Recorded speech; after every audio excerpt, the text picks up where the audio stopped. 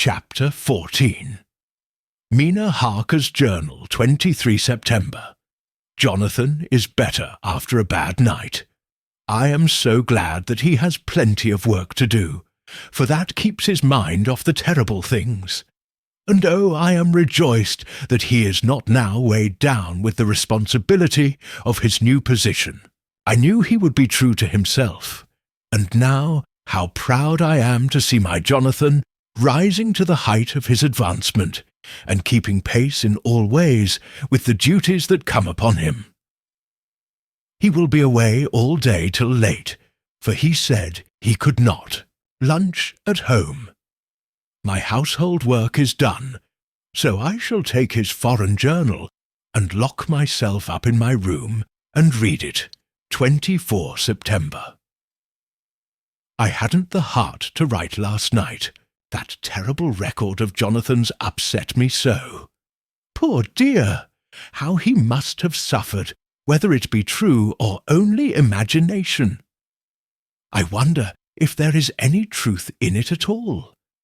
Did he get his brain fever, and then write all those terrible things, or had he some cause for it all? I suppose I shall never know, for I dare not open the subject to him. And yet that man we saw yesterday, he seemed quite certain of him. Poor fellow! I suppose it was the funeral upset him and sent his mind back on some train of thought. He believes it all himself. I remember how on our wedding day he said, "Unless some solemn duty come upon me to go back to the bitter hours, asleep or awake, mad or sane." There seems to be through it all some thread of continuity. That fearful Count was coming to London.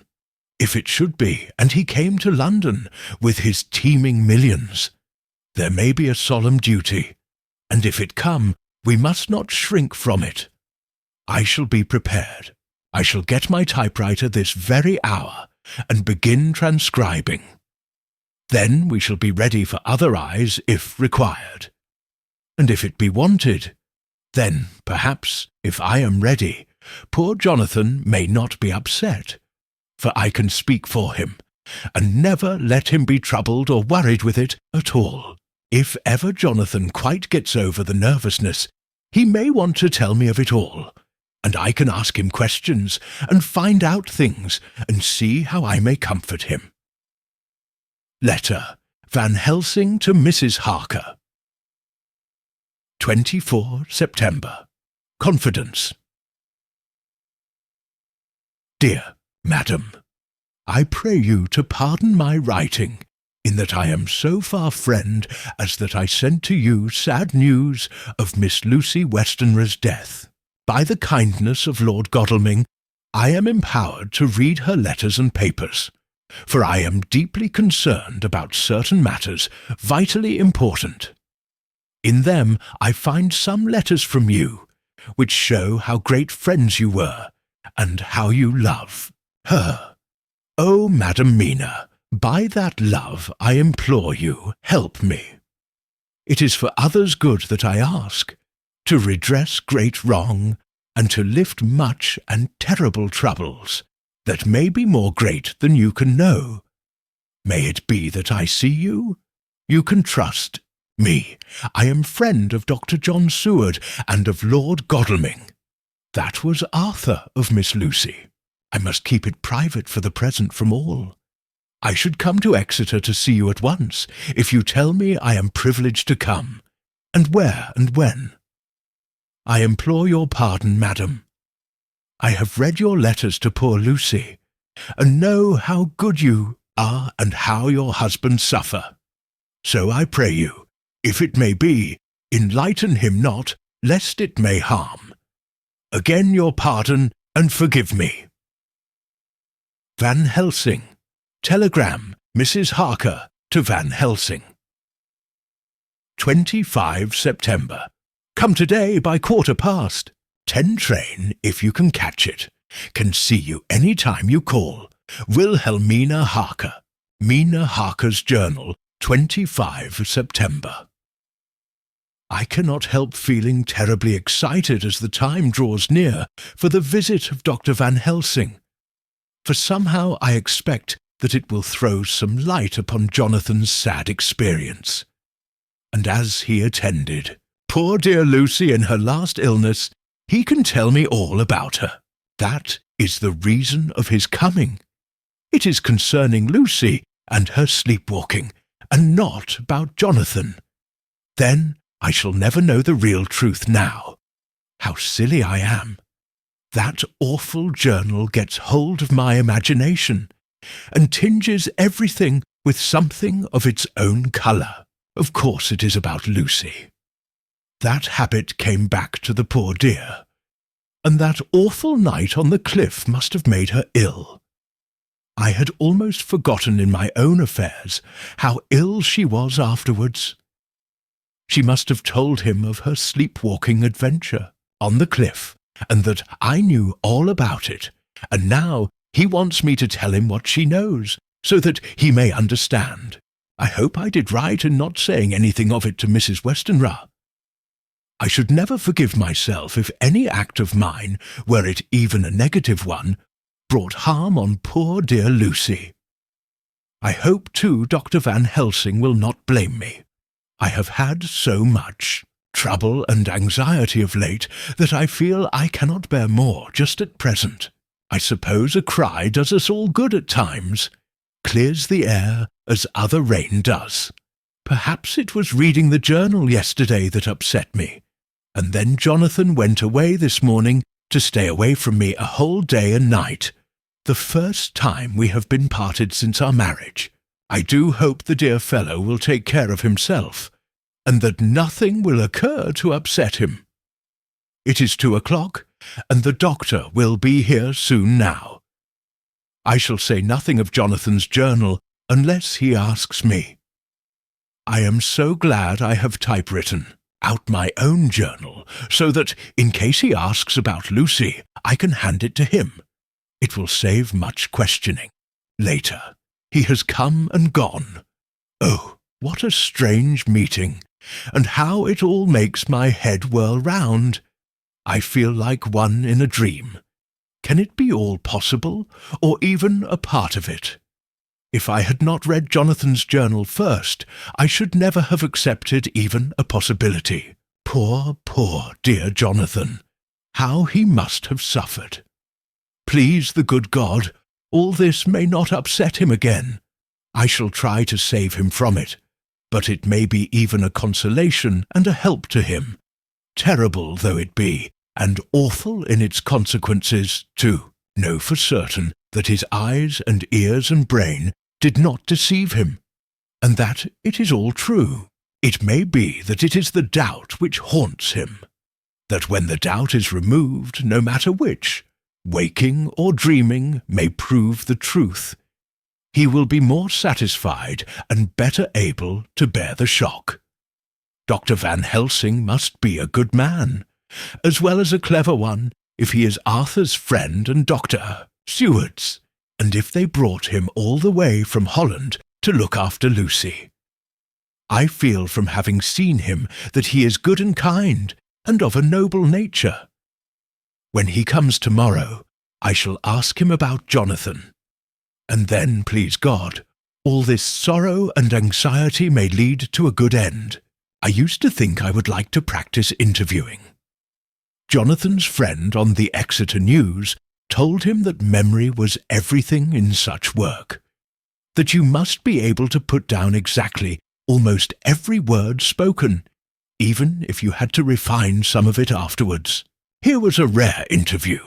I shall try to record it verbatim. It was 2:30 o'clock when the knock came. I took my courage à deux mains and waited. In a few minutes Mary opened the door and announced Dr. Van Helsing. I rose and bowed, and he came towards me. A man of medium weight, strongly built, with his shoulders set back over a broad, deep chest, and a neck well balanced on the trunk as the head is on the neck. The poise of the head strikes one at once, as indicative of thought and power. The head is noble, well-sized, broad and large behind the ears. The face, clean-shaven, shows a hard, square chin, a large, resolute, mobile mouth, a good-sized nose, rather straight, but with quick, sensitive nostrils that seem to broaden as the big, bushy brows come down and the mouth tightens. The forehead is broad and fine, rising at first almost straight, and then sloping back above two bumps or ridges wide apart. Such a forehead that the reddish hair cannot possibly tumble over it, but falls naturally back and to the sides. Big, dark blue eyes are set widely apart, and are quick and tender, or stern with the man's moods. He said to me, "Mrs. Harker, is it not?" I bowed assent. That was Miss Mina Murray. Again I assented. It is Mina Murray that I came to see, that was friend of that poor dear child, Lucy Westenra. Madam Mina, it is on account of the dead I come.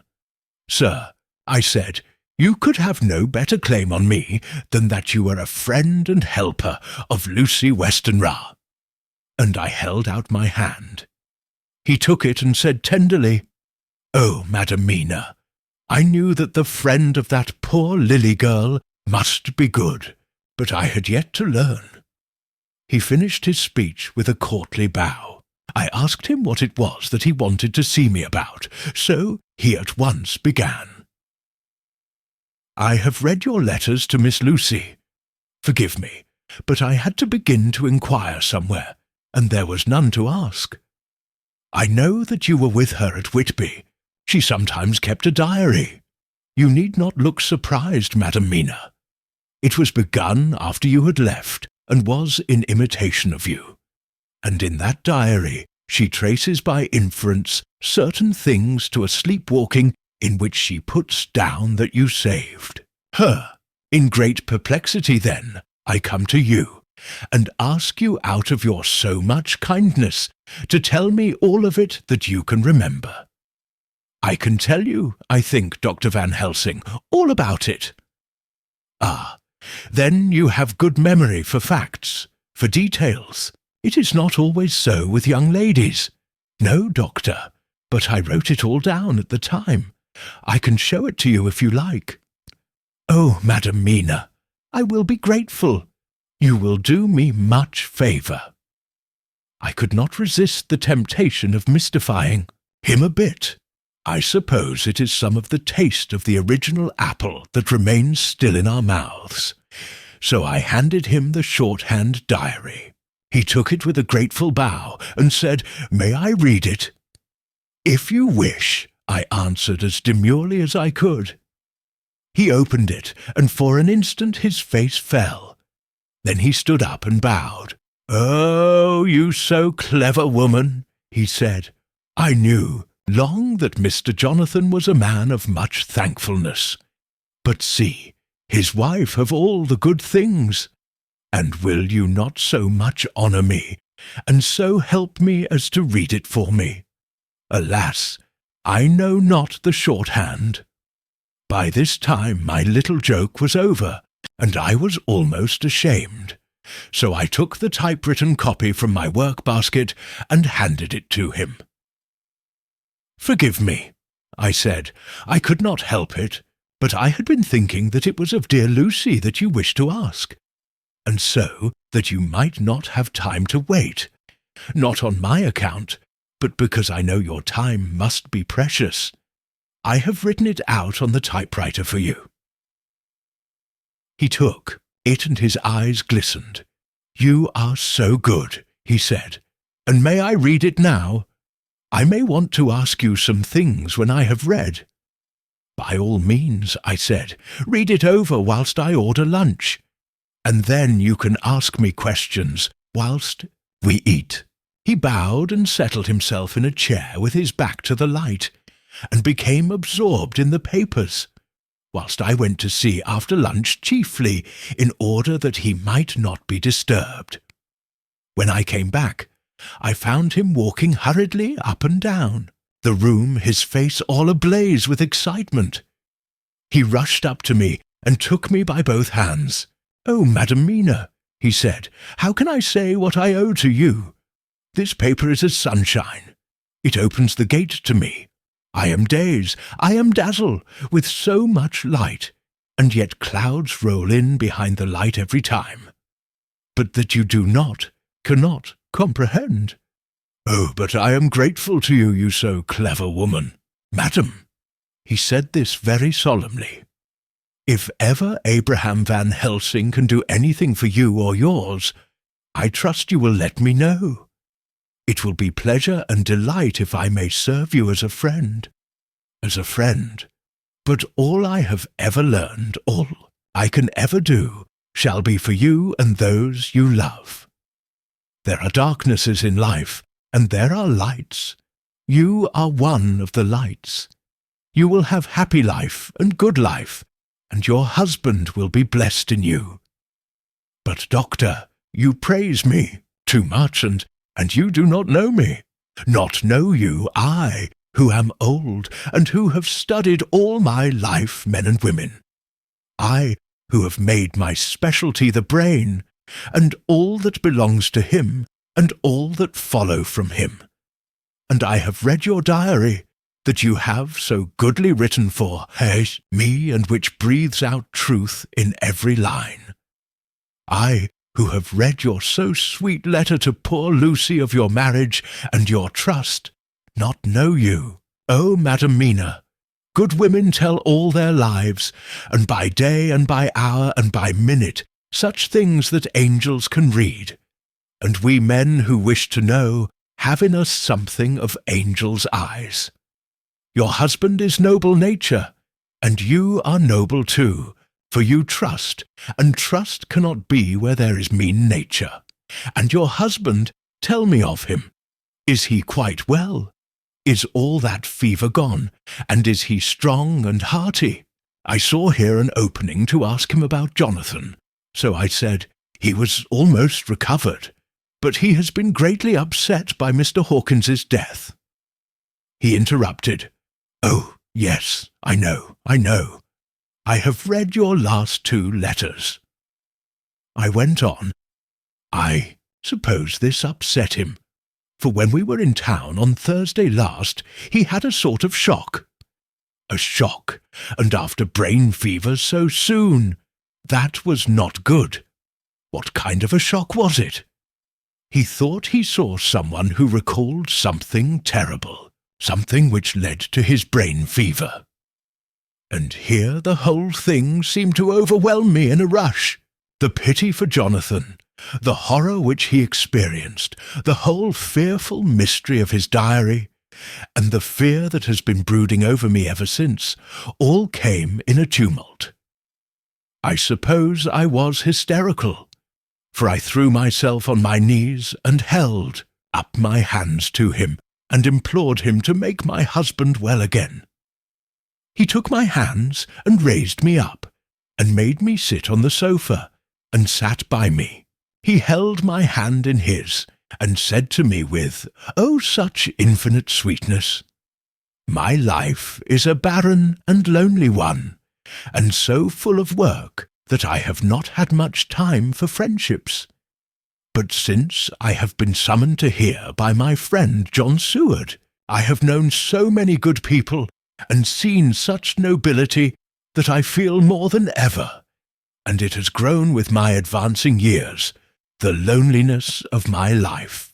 Believe me, then, that I come here full of respect for you, and you have given me hope.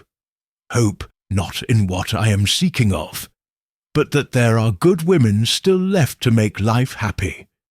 Good women, whose lives and whose truths may make good lesson for the children that are to be. I am glad that I may here be of some use to you, for if your husband suffer, he suffer within the range of my study and experience. I promise you that I will gladly do all for him that I can, all to make his life strong and manly, and your life a happy one. Now you must eat. You are overwrought, and perhaps over-anxious. Husband Jonathan would not like to see you so pale, and what he like not, where he love, is not to his good. Therefore, for his sake, you must eat and smile. You have told me all about Lucy, and so now we shall not speak of it lest it distress. I shall stay in Exeter tonight, for I want to think much over what you have told me, and when I have thought, I will ask you questions, if I may. And then, too, you will tell me of husband Jonathan's trouble so far as you can, but not yet. You must eat now. Afterwards you shall tell me all. After lunch, when we went back to the drawing-room, he said to me, "And now tell me all about him." When it came to speaking to this great learned man, I began to fear that he would think me a weak fool, and Jonathan a madman. That journal is all so strange. And I hesitated to go on, but he was so sweet and kind, and he had promised to help, and I trusted him. So I said, "Dr. Van Helsing, what I have to tell you is so queer that you must not laugh at me or at my husband. I have been since yesterday in a sort of fever of doubt. You must be kind to me, and not think me foolish that I have even half believed some very strange things." He reassured me by his manner, as well as his words, when he said, "Oh, my dear, if you only know how strange is the matter regarding which I am here, it is you who would laugh. I've learned not to think little of anyone's belief, no matter how strange it be. I have tried to keep an open mind, and it is not the ordinary things of life that could close it, but the strange things, the extraordinary things, the things that make one doubt if they be mad or sane. Thank you, 1,000 times. You have taken a weight off my mind. If you will let me, I shall give you a paper to read. It is long, but I have typewritten it out. It will tell you my trouble and Jonathan's. It is the copy of his journal when abroad, and all that happened. I dare not say anything of it. You will read for yourself and judge. And then when I see you, perhaps, you will be very kind and tell me what you think. I promise," he said as I gave him the papers.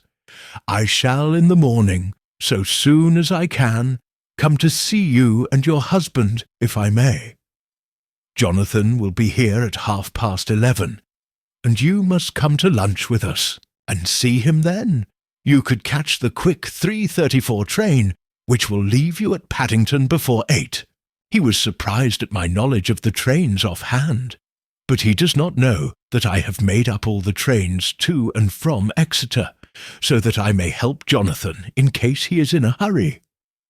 So he took the papers with him and went away, and I sit here thinking I don't know what. Letter by hand, Van Helsing to Mrs. Harker. September, 6 o'clock. Dear Madam Mina, I have read your husband's so wonderful diary. You may sleep without doubt. Strange and terrible as it is true. I will pledge my life on it. It may be worse for others, but for him and you there is no dread. He is a noble fellow, and let me tell you from experience of men, that one who would do as he did in going down that wall and to that room, aye, and going a second time, is not one to be injured in permanence by a shock. His brain and his heart are all right. This, I swear, before I have even seen him, so be at rest. I shall have much to ask him of other things. I am blessed that today I come to see you, for I have learned all at once so much that again I am dazzled more than ever, and I must think. Yours, the most faithful Abraham Van Helsing. Letter, Mrs. Harker to Van Helsing. September, 6:30 p.m. My dear Dr. Van Helsing, 1,000 thanks for your kind letter, which has taken a great weight off my mind. And yet, if it be true, what terrible things there are in the world, and what an awful thing if that man, that monster, be really in London. I fear to think. I have this moment, whilst writing, had a wire from Jonathan, saying that he leaves by the 6:25 tonight from Launceston, and will be here at 10:18, so that I shall have no fear tonight. Will you, therefore, instead of lunching with us, please come to breakfast at 8 o'clock, if this be not too early for you? You can get away, if you are in a hurry, by the 10:30 train, which will bring you to Paddington by 2:35. Do not answer this, as I shall take it that, if I do not hear, you will come to breakfast. Believe me, your faithful and grateful friend, Mina Harker. Jonathan Harker's Journal. 26th September. I thought never to write in this diary again, but the time has come. When I got home last night, Mina had supper ready, and when we had supped, she told me of Van Helsing's visit, and of her, having given him the 2 diaries copied out, and of how anxious she has been about me. She showed me in the doctor's letter that all I wrote down was true. It seems to have made a new man of me. It was the doubt as to the reality of the whole thing that knocked me over. I felt impotent, and in the dark and distrustful, but, now that I know, I am not afraid even of the Count. He has succeeded after all, then, in his design in getting to London, and it was he I saw. He has got younger, and how? Van Helsing is the man to unmask him and hunt him out, if he is anything. Like what Mina says, we sat late and talked it all over. Mina is dressing, and I shall call at the hotel in a few minutes and bring him over. He was, I think, surprised to see me. When I came into the room where he was and introduced myself, he took me by the shoulder and turned my face round to the light and said, after a sharp scrutiny, "But Madam Mina told me you were ill, that you had had a shock." It was so funny to hear my wife called Madam Mina by this kindly, strong-faced old man. I smiled and said, "I was ill. I have had a shock, but you have cured me already." "And how?" "By your letter to Mina last night. I was in doubt, and then everything took a hue of unreality, and I did not know what to trust, even the evidence of my own senses. Not knowing what to trust, I did not know what to do, and so had only to keep on working in what had hitherto been the groove of my life. The groove ceased to avail me, and I mistrusted myself. Doctor, you don't know what it is to doubt everything, even yourself. No, you don't. You couldn't with eyebrows like yours." He seemed pleased and laughed as he said, "So, you are physiognomist. I learn more here with each hour. I am with so much pleasure coming to you to breakfast. And, oh, sir, you will pardon praise from an old man, but you are blessed in your wife. I would listen to him go on praising Mina for a day.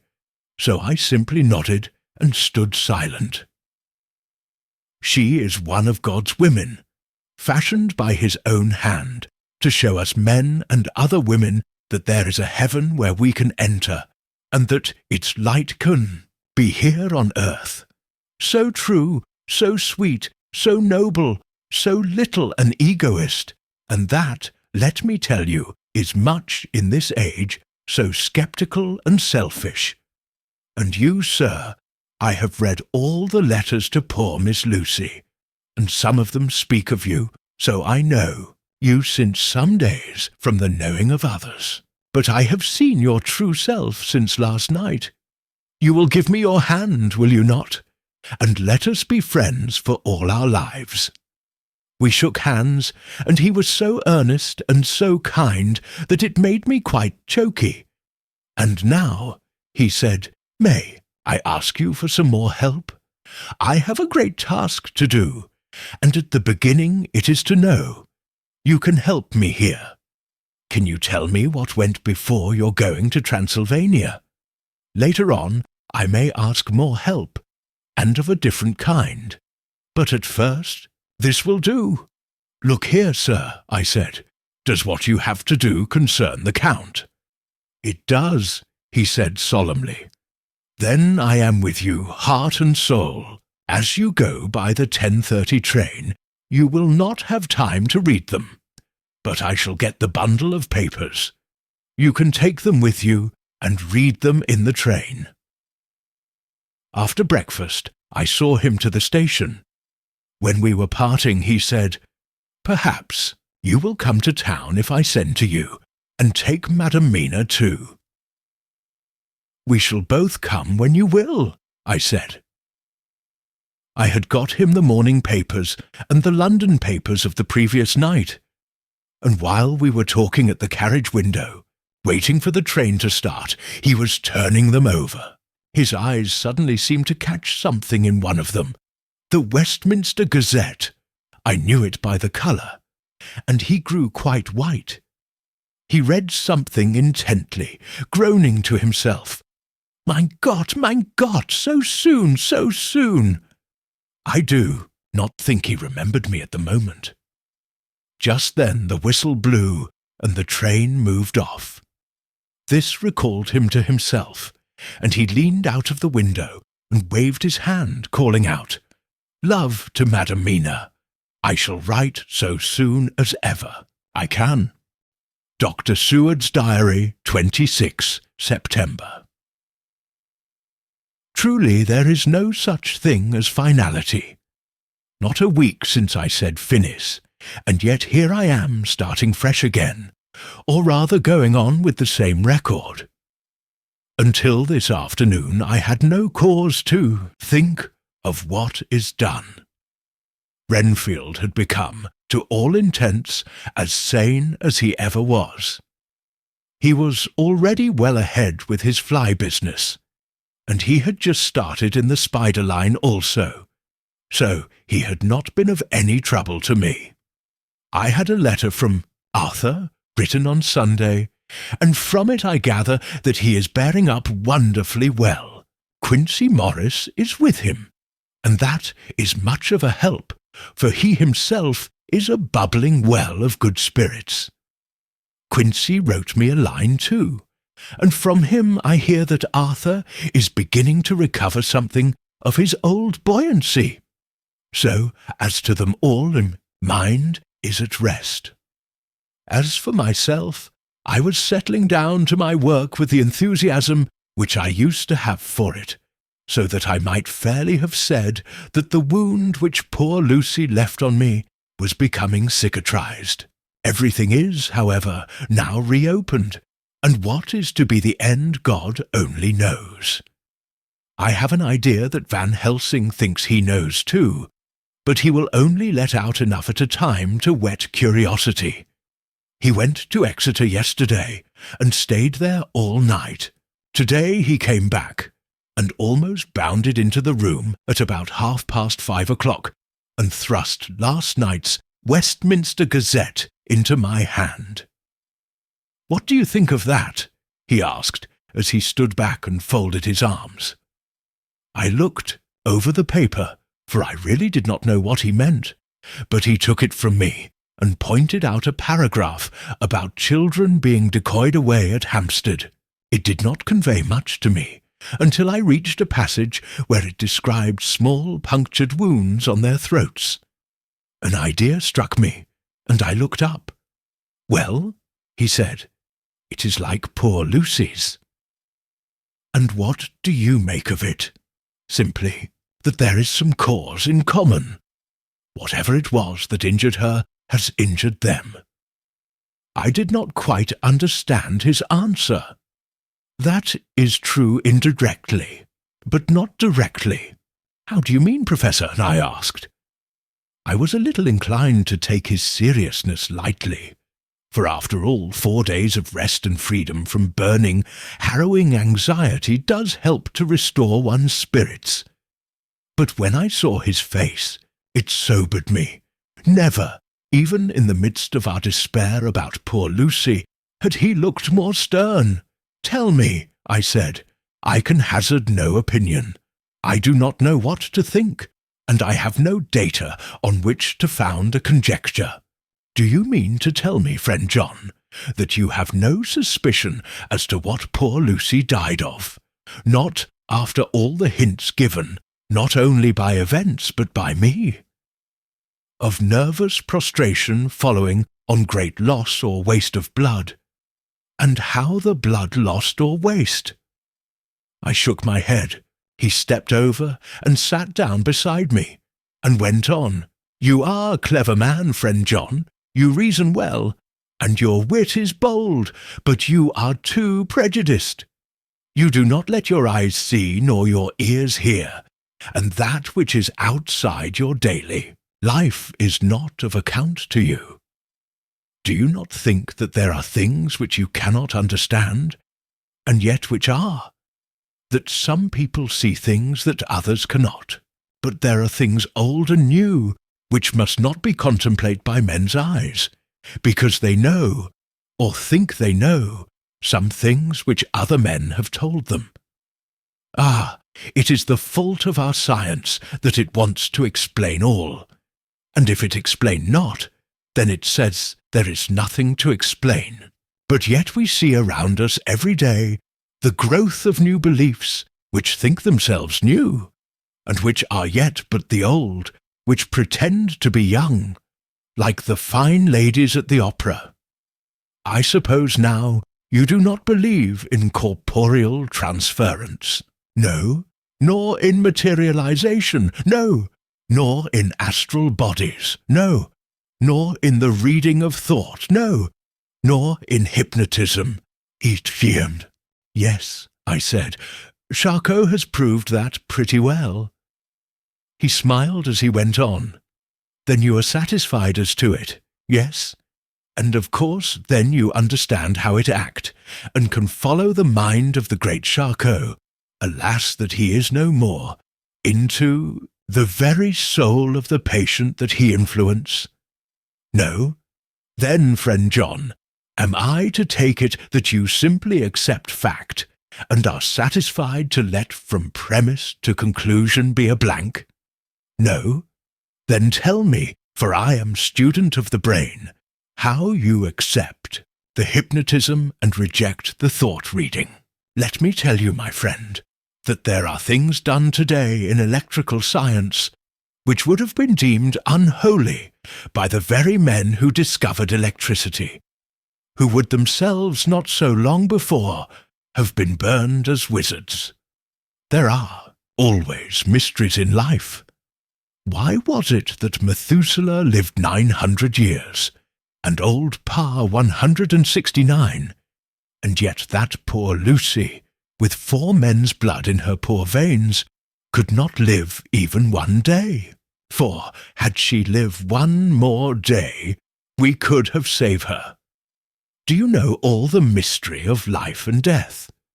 Do you know the altogether of comparative anatomy, and can say wherefore the qualities of brutes are in some men, and not in others?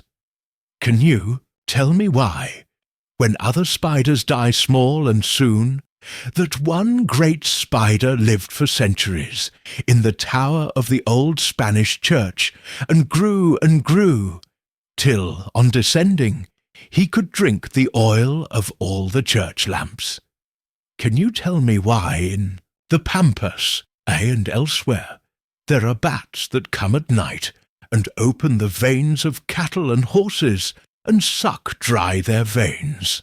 How in some islands of the western seas there are bats which hang on the trees all day, and those who have seen describe as like giant nuts or pods, and that when the sailors sleep on the deck, because that it is hot, flit down on them, and then in the morning are found dead men, white as even Miss Lucy was. Good God, Professor, I said, starting up. Do you mean to tell me that Lucy was bitten by such a bat, and that such a thing is here in London in the 19th century? He waved his hand for silence and went on. Can you tell me why the tortoise lives more long than generations of men? Why the elephant goes on and on till he have seen dynasties? And why the parrot never die, only of bite of cat or dog, or other complaint? Can you tell me why men believe in all ages and places that there are some few who live on always, if they be permit? That there are men and women who cannot die? We all know, because science has vouched for the fact, that there have been toads, shut up in rocks for thousands of years, shut in one so small hole that only hold him since the youth of the world. Can you tell me how the Indian fakir can make himself to die, and have been buried, and his grave sealed and corn sowed on it, and the corn reaped and be cut, and sown and reaped and cut again, and then men come and take away the unbroken seal, and that there lie the Indian fakir, not dead, but that rise up and walk amongst them as before? Here I interrupted him. I was getting bewildered. He so crowded on my mind his list of nature's eccentricities and possible impossibilities that my imagination was getting fired. I had a dim idea that he was teaching me some lesson, as long ago he used to do in his study at Amsterdam. But he used then to tell me the thing, so that I could have the object of thought in mind all the time. But now I was without this help, yet I wanted to follow him. So I said, Professor, let me be your pet student again. Tell me the thesis, so that I may apply your knowledge as you go on. At present I am going in my mind from point to point, as a madman, and not a sane one, follows an idea. I feel like a novice lumbering through a bog in a mist, jumping from one tussock to another in the mere blind effort to move on without knowing where I am going. That is good image, he said.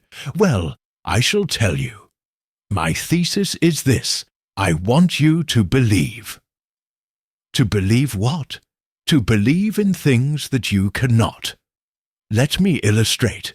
I heard once of an American who so defined faith that faculty which enables us to believe things which we know to be untrue. For one, I follow that man. He meant that we shall have an open mind, and not let a little bit of truth check the rush of a big truth. Like a small rock does a railway truck. We get the small truth first.